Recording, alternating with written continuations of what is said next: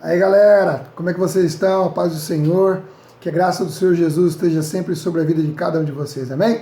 Vamos para o nosso devocional, sem perca de tempo, 2 Samuel capítulo 10, nós vimos ali que faleceu o rei Naás e o filho dele, Hanum, aliás, ele fez uma besteira, quando Davi mandou ali pessoas para homenagear o rei falecido, ele manda cortar a barba e cortar a roupa expondo as nádegas. Aquilo ali era uma humilhação na época, era exposição desnecessária, era como se fosse, estava associado a uma derrota militar ou um exílio, como se aquelas pessoas tivessem sofrido uma derrota militar diante desse rei aqui.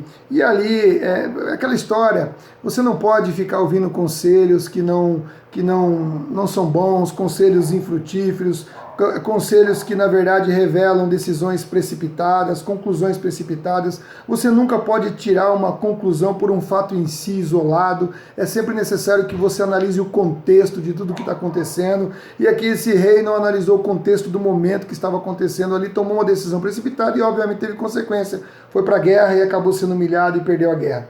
Capítulo 11, Batseba, Urias e Davi, né? Eita, que coisa de doido. Você vê aqui, irmãos, olha só, Davi foi irresponsável, era para ele ter ido para a guerra contra os amonitas, ele confiou que Joabe poderia resolver o problema.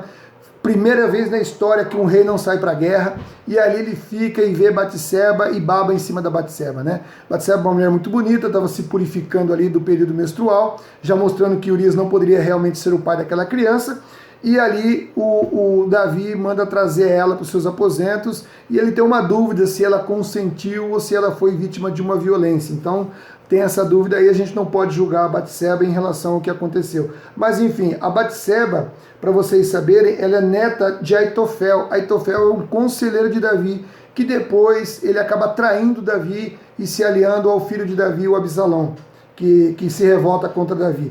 E o Urias era um guerreiro hitita, ele está relacionado entre os 30 valentes de Davi, homem de confiança. Olha o que Davi fez uma besteira.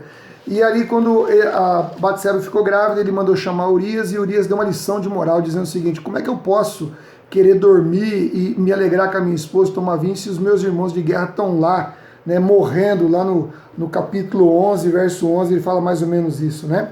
E ali, o que acontece? Davi manda então uma ordem para Joabe colocar ele na frente de batalha. E quando Joabe coloca ele na frente de batalha junto com outros soldados, não só Urias morre, mas também outros soldados morrem. E aí Joabe fala o seguinte: olha, manda um recado para o rei.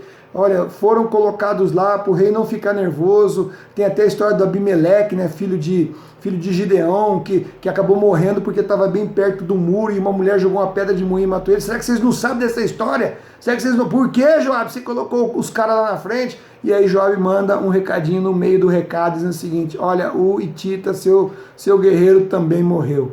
Ou seja, para matar o Hitita, para matar Urias, teve que matar um monte de soldado.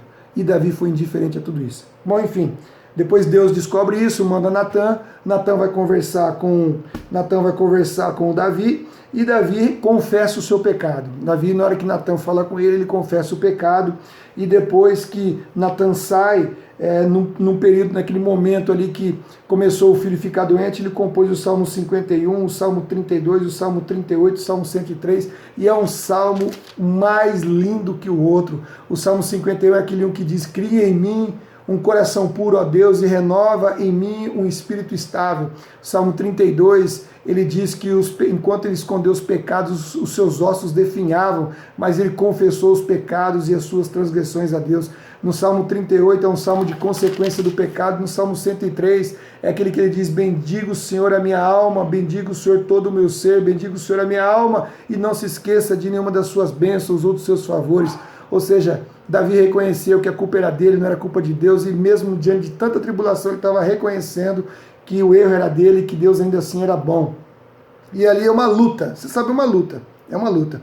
E quando ele começa a suplicar pela vida do filho, ele compõe o salmo número 6, que é um salmo lindo, maravilhoso, que ele diz que Senhor, não me castigues na tua ira e nem me disciplines no teu furor. Misericórdia, Senhor, pois estou desfalecendo. Então Davi realmente era um homem de Deus, ele reconheceu o seu pecado, reconheceu o seu erro, a criança morreu. Lá no verso 22 do capítulo 12, nós temos aqui ele dizendo, depois que a criança morreu, ele se perfumou, foi comer, os empregados falaram, pô, mas agora que é pra você chorar, você já... Ele falou assim, olha, o que eu posso fazer? Enquanto ela estava viva, eu supliquei, agora que ela morreu, é eu que vou me juntar a ela, e não ela que se juntará a mim. Então aqui está dentro daquelas justificativas que eu falei para vocês, lá de quando Saul consultou a necromante. Está aqui um dos textos também.